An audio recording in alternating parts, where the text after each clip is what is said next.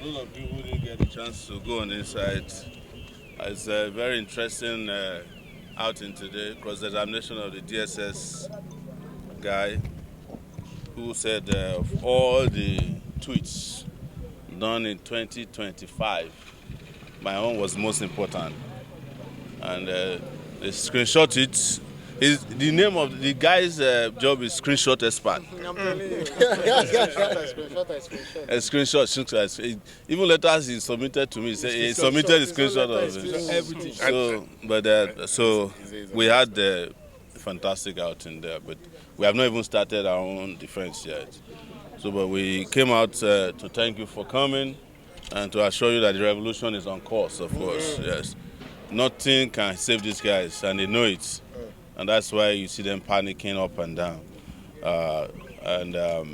We just want to take some questions from the lady who requested for a special interview. So let's go. Good morning, sir. Yes, it's afternoon. Afternoon. It feels like morning anyway. Maybe it's because it's morning in America. Okay. So what's your reaction on Oshiomhole saying the price of rice has reduced and Tinubu is doing a good job for the country? What do you have to say? Oshiomhole is saying that from which market? Auchi market. Listen, when we talk about prices of goods and services in any economy, we are not discussing price that somebody screenshots. We are talking about the purchasing power of the people of the country to purchase goods and services based on their remuneration or their ability to function very well in the country. And that's why we've always discussed living wage. So if the price of rice, let's assume that what Oshiomhole is saying is true. If the price of rice goes to 40,000 naira per bag and your salary is 73,000 or 77,000 naira per month, if you buy one bag and you take transportation for another 30,000, how much is left? 7,000 naira. Aside tax. Yeah. And that is, we have not added tax. Yes. And when we talk about tax, one of the conversations people don't have about tax is that, you see, taxation has nothing to do with pay as you earn alone. The moment you introduce tax on anything, there's a multiplicity of the effect of the taxation. So some of it is transferred to rice, pure water, medicine.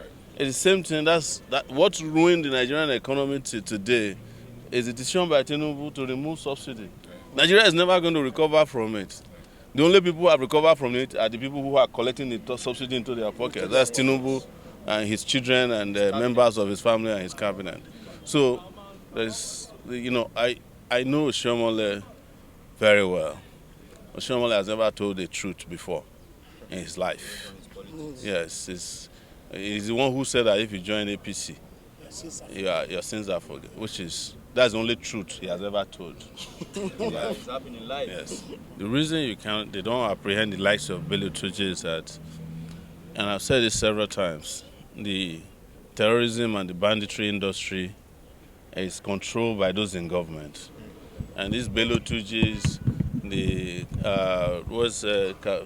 guy that was in Boko Haram, they are all their boys. So if they want to go and bomb somewhere now, they will tell Bello Turji in advance we are coming. Or they will throw the bomb where Bello Turji is not at. There was a revelation made by a publication known as Human Angle. I think it was last month. I think it was last December.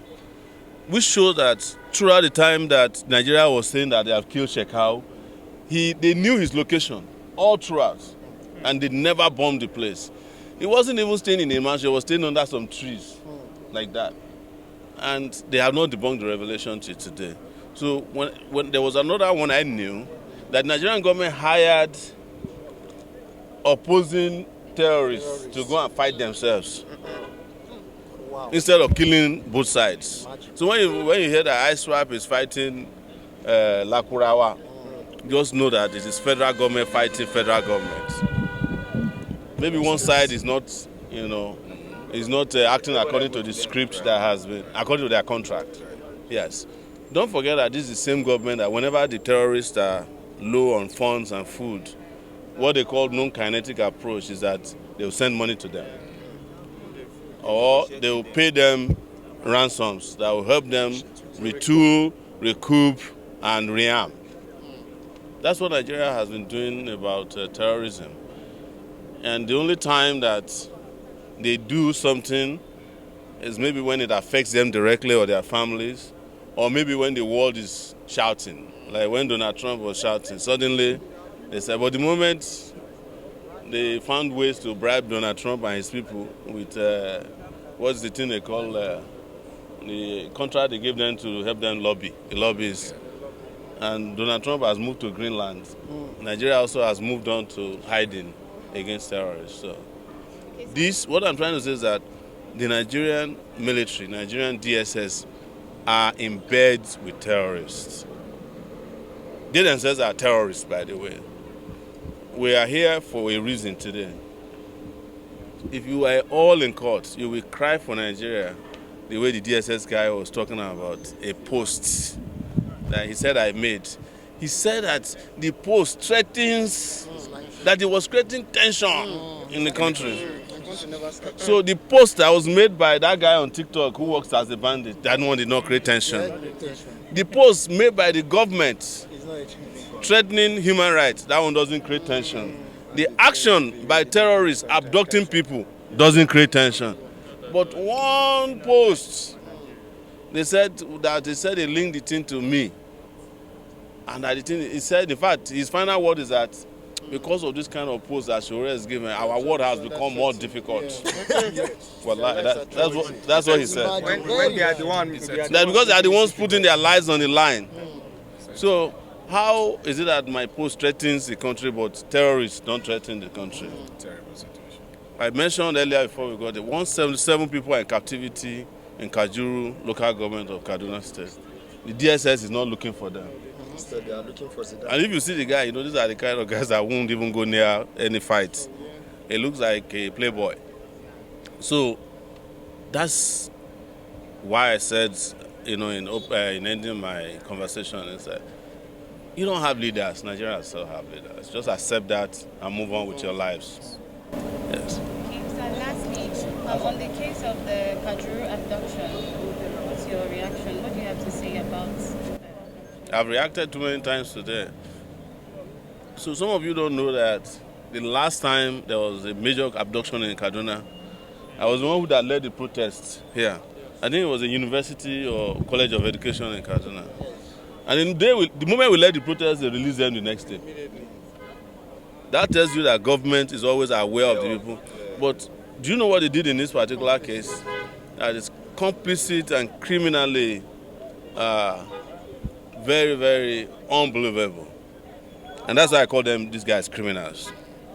And I have no regrets over it. They denied that there was any abduction so that the terrorists can take their victims far into the bush. They denied for almost 3 days. Yes. By the time they accepted, these people are nowhere to be found. They even went to the community to be threatening them that if you speak to the press that you are abducted, we will come after you. It was when the media kept pounding on it. Because I think this story was broken on Sowore reporters right away. But initially, they said that it was a lie. And you have lost precious time, but this is part of what we are talking about. They are the ones who carried out the abduction. And when they are tired, they will release them after they have collected and shared the ransoms amongst themselves. All right? So that's it. Do you guys, is anyone else with any questions for me? Yeah. So we are good for today, but we are not good for the future until we liberate our country. Okay, sir.